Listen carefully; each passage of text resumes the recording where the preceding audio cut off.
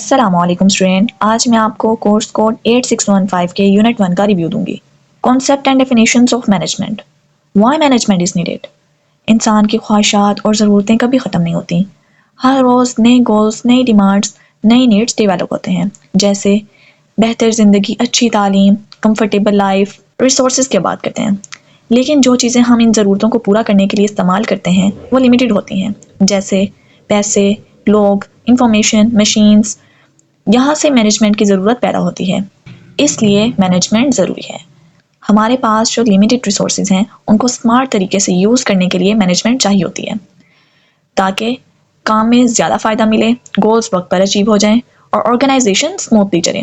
Simple meaning, management का मतलब है रिसोर्सेज को बेहतरीन तरीके से यूज़ करके गोल अचीव करना, यानी काम को प्लान करना, सही लोगों को सही काम देना, वक्त और पैसे को ठीक से यूज़ करना, प्रॉब्लम्स को हैंडल करना, रिजल्ट्स को बेहतर बनाना।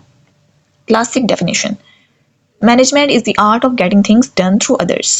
इसका मतलब मैनेजर खुद सब कुछ नहीं करता, वो लोगों से काम करवाता है, उनको गाइड करता है, मोटिवेट करता है, टीम को एक डायरेक्शन देता है, मिलकर गोल्स पूरे करवाता है। इसको काम करवाने का फन भी कहते हैं। अब जॉर्ज की डेफिनेशन देखते हैं। जॉर्ज आर्क के मुताबिक मैनेजमेंट एक प्रोसेस है जिसमें 4 बहुत इंपॉर्टेंट फंक्शंस होते हैं। Planning, organizing, activating, controlling. Planning मतलब क्या करना है, कैसे करना है, कब करना है, सब कुछ पहले से डिसाइड करने को क्या कहते हैं, प्लानिंग कहते हैं। ऑर्गेनाइजिंग, रिसोर्सेज को सही जगह लगाना, इसको कहते हैं ऑर्गेनाइजिंग। नेक्स्ट है एक्टिवेटिंग, काम को चलाना, लोगों को गाइड करना, मोटिवेट करना, उनको डायरेक्शन देना, टीम वर्क मेंटेन करना। नेक्स्ट है कंट्रोलिंग, ये चेक करना कि काम सही हो रहा है या नहीं, एरर्स कहाँ आ रहे हैं, कहाँ इंप्रूवमेंट चाहिए, टारगेट अचीव हो रहा है या नहीं। अब इस पूरे प्रोसेस का पर्पस होता है गोल्स को एफिशिएंटली और इफेक्टिवली अचीव करना। नेक्स्ट है 5 main concepts of management. Number 1, functional concept. Functional concept के मुताबिक मैनेजमेंट वो काम है जो मैनेजर करता है, यानी मैनेजर की डेली एक्टिविटीज़ ही मैनेजमेंट होती हैं। अब इसमें क्या क्या आ जाता है, प्लानिंग, कोऑर्डिनेटिंग, मोटिवेटिंग, कंट्रोलिंग। अगर मैं सिंपल वर्ड्स में बताऊं तो मैनेजर जो रूटीन में करता है वही मैनेजमेंट है। Number 2, human relations concept. अब ये कंसेप्ट कहता है लोगों के साथ मिलकर काम करने और उनके थ्रू काम करवाना है। यहाँ फोकस होता है good relationship, team work, communication, respectful environment. Management तब बेहतर होती है जब लोगों का दिल जीत कर उनके साथ काम किया जाए। Number 3, leadership and decision making concept. इस कॉन्सेप्ट में मैनेजर को लीडरशिप और डिसीजन मेकिंग का प्रोसेस माना जाता है। मैनेजर करता क्या है, सही डिसीजन लेता है, टीम को डायरेक्शन देता है, रिसोर्सेज को सही जगह यूज़ करता है, सोसाइटी ऑर्गेनाइजेशन को बेनिफिट देता है। Number 4, productive concept. ये कॉन्सेप्ट प्रोडक्टिविटी पर फोकस करता है, यानी मिनिमम रिसोर्सेज मैक्सिमम आउटपुट। अगर प्रोडक्टिविटी हाई हो तो एम्प्लॉयर खुश होता है, एम्प्लॉयज़ को भी फ़ायदा मिलता है, मतलब उनकी प्रमोशन होती है, उनको बोनस मिलता है, ठीक है।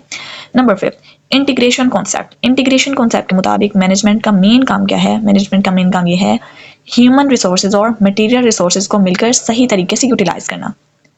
दोनों चीज़ें जब परफेक्ट कोऑर्डिनेशन से चलती हैं तब गोल्स अचीव होते हैं। Theo Haimann's 3 basic concepts. Number 1, management as a process. Theo Haimann के मुताबिक मैनेजमेंट एक प्रोसेस है, यानी एक लगातार चलने वाला सिलसिला जिसमें कई फंक्शन एक दूसरे से जुड़े होते हैं। अब इसमें क्या शामिल होता है, planning, controlling, coordinating, motivating and staffing. Number 2, management as a discipline.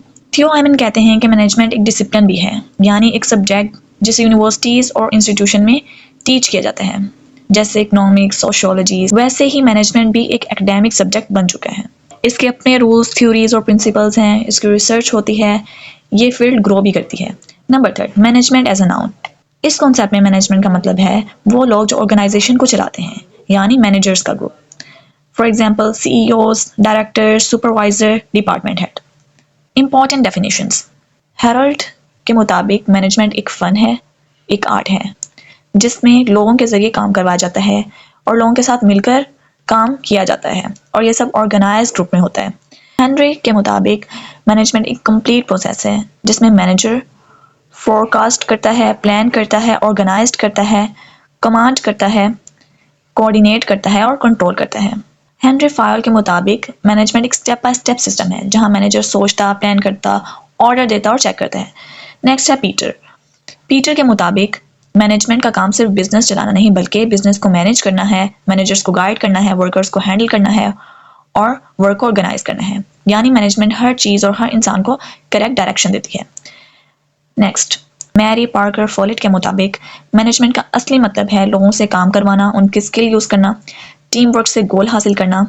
Features of management. Number 1, continuous process, never ending cycle. Management कभी ख़त्म नहीं होती, ये कंटिन्यूस साइकिल है। पहले प्लान करना, फिर ऑर्गेनाइज, फिर डायरेक्ट, फिर कंट्रोल और फिर दोबारा से प्लान। जैसे एक गोल अचीव होता है मैनेजर नया प्लान बनाता है, इसलिए मैनेजमेंट एक नेवर एंडिंग प्रोसेस है। Number 2, getting things done through people. Manager खुद काम नहीं करता, लोगों को गाइड, लीड और सुपरवाइज करता है। मैनेजर का रोल वर्कर बनकर काम करना नहीं बल्कि टीम को डायरेक्शन देना और रिसोर्सेज प्रोवाइड करना होता है। Number 3, result oriented. मैनेजमेंट का फोकस हमेशा आउटकम पर होता है, प्रॉफिट पर, एफिशिएंसी, प्रोडक्टिविटी और कस्टमर सेटिस्फेक्शन पर होता है। नंबर 4 है multi disciplinary, uses knowledge of economics, sociology, IT, psychology. Manager को थोड़ा थोड़ा हर सब्जेक्ट का नॉलेज चाहिए होता है, तभी वो डिसीजन लेता है। Number 5, group activity. Management solo activity नहीं है, गोल तभी अचीव होते हैं जब टीम मिलकर काम करे। एक पर्सन पूरी ऑर्गेनाइजेशन नहीं चला सकता। मैनेजमेंट हमेशा ग्रुप वर्क और कोऑर्डिनेशन पर डिपेंड करती है। Number 6, follow principles. मैनेजमेंट के कुछ यूनिवर्सल रूल होते हैं जैसे unity of command, discipline, division of work. Effective management तभी होती है जब मैनेजर प्रिंसिपल्स फॉलो करे, वरना मिस मैनेजमेंट होती है। Number 7, aided by computers. Number 8, situational. Management हमेशा एक ही रूल फॉलो नहीं करती, हर फैसला सिचुएशन के हिसाब से बदलता है। जैसे अगर इमरजेंसी हो तो डिसीजन फ़ौरन लिया जाता है, लेकिन नॉर्मल सिचुएशन में प्लानिंग करते हैं। Number 9, separate from ownership. बड़ी कंपनीज में ओनर्स और मैनेजर्स अलग होते हैं। ओनर पैसे लगाता है लेकिन मैनेजर रोजाना का काम चलाता है। Number 10, both art and science. Management art भी है और साइंस भी। आर्ट इसलिए कि स्किल, एक्सपीरियंस और क्रिएटिविटी चाहिए होती है। साइंस इसलिए कि प्रिंसिपल्स, रूल्स और प्रूवन मेथड्स इस्तेमाल होते हैं। Number 11, all pervasive. मैनेजमेंट हर जगह ज़रूरी होती है, बिजनेस, स्कूल, एनजीओज, घर की प्लानिंग, सभी जगह जहाँ काम होगा वहाँ मैनेजमेंट की ज़रूरत होगी। Number 12, intangible. मैनेजमेंट को देखा नहीं जा सकता लेकिन उसके रिजल्ट जो हैं वो हम देख सकते हैं। क्लासरूम जैसे स्मूथ चल रही हो, बिजनेस प्रॉफिट में हो, हॉस्पिटल ऑर्गेनाइज हो, ये सब मैनेजमेंट का नतीजा होता है। Number 13, professional approach. मैनेजमेंट हमेशा प्रोफेशनल तरीके से होती है।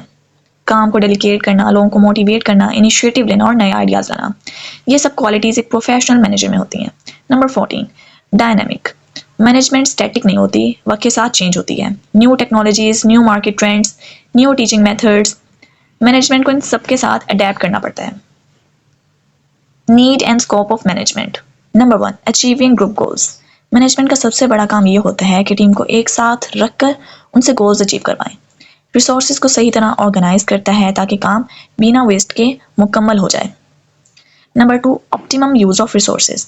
मैनेजमेंट रिसोर्सेज का बेहतरीन इस्तेमाल करता है, बेस्ट ऑप्शन चूज की जाती है और टाइम, पैसे और एफर्ट का वेस्टेज भी नहीं होता, यानी जो अवेलेबल है उसका मैक्सिमम फ़ायदा उठाया जाता है। Number 3, reduce cost. मैनेजमेंट का एम होता है कि कम इनपुट में ज़्यादा आउटपुट मिले, इस तरह कॉस्ट कम होती है और एफिशिएंसी बढ़ती है। Number 4, establish sound organization. Management एक क्लियर स्ट्रक्चर बनाता है जहाँ किसकी क्या जिम्मेदारी है, किसको किस बात का अथॉरिटी है, रिपोर्टिंग किसको करनी है, सब चीज़ें पहले से डिसाइड होती हैं। इसका काम स्मूथ होता है और कन्फ्यूजन नहीं होती। Number 5, maintain equilibrium. Environment change होता रहता है, मैनेजमेंट इन चेंजेस के साथ अडेप्ट होता है। इन्वायरमेंट में क्या, सोसाइटी, टेक्नोलॉजी, मार्केट, ये सब क्या इनमें चेंजेस आती हैं। जो मैनेजमेंट है वो इन चेंजेस के साथ एडजस्ट होती है, बैलेंस बनाए रखती है ताकि ऑर्गेनाइजेशन स्टेबल रहे। Number 6, essential for society. Management society को भी फ़ायदा देती है, प्रोडक्टिविटी बढ़ता है, जॉब्स क्रिएट होती हैं, सर्विसेज और गुड्स बढ़ती हैं, लिविंग स्टैंडर्ड्स इंप्रूव होते हैं। यानी मैनेजमेंट सिर्फ कंपनी को नहीं बल्कि पूरी सोसाइटी को बेनिफिट करता है। Significance of management in education. What is educational management? Educational management का मतलब है स्कूल, कॉलेज या यूनिवर्सिटी को सही तरह चलाना। इसमें teacher, student, resources, time table और सिलेबस सबको ऑर्गेनाइज करना शामिल होता है। अब इसका फोकस होता है प्लानिंग, ऑर्गेनाइजिंग, कोऑर्डिनेटिंग और फॉलोइंग एजुकेशनल एम्स पर। प्लानिंग में आता है पूरे साल का प्लान बनाना, ऑर्गेनाइजिंग में आता है टीचर, स्टाफ रूम्स और रिसोर्सेज को अरेंज करना, कोऑर्डिनेटिंग में आता है सब डिपार्टमेंट्स और लोगों के दरमियान कोऑर्डिनेशन बनाए रखना, फॉलोइंग एजुकेशनल एम्स में आता है हर काम को तालीमी गोल्स के मुताबिक चलाना। Important concepts. एजुकेशनल मैनेजमेंट सिर्फ बिजनेस जैसा सिस्टम नहीं बल्कि लर्निंग और स्टूडेंट डेवलपमेंट पर भी फोकस करता है।